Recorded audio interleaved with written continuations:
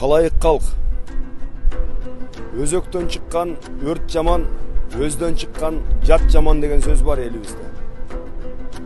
Мынакей кандай гана иш болбосун, эгерде чет-четтен чыгып тоскоол кыла берсек, ал иштин эч кандай ийгилиги көрүнбөйт.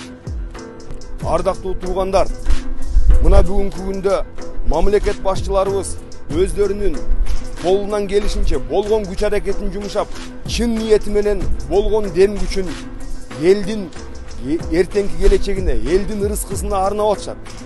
Ардактуу бир туугандар, ынтымагы бар элдин таалайы бак ачылат, ынтымагы жок элдин тапканы бекер чачылат.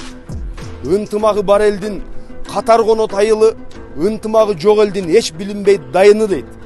Бүгүнкү күндө кайсы бир деңгээлде жарым кадам болобу, бир кадам болобу алдыга акырындап өнүгүп бараткан мамлекетибизди, ошол мамлекетибизде эмгектенип аткан, иштеп аткан мамлекет башчыларын, өкмөт башчыларын колубуздан келишинче колдоп коюуга гана, мамлекеттин жараны катары өзүмдүн жеке пикиримди айтып, жалпыңыздарды ынтымакка, жалпыңыздарды биримдикке чакырат элем. Уважаемые кыргызстанцы, хотелось бы обратиться к вам. За 30 лет независимости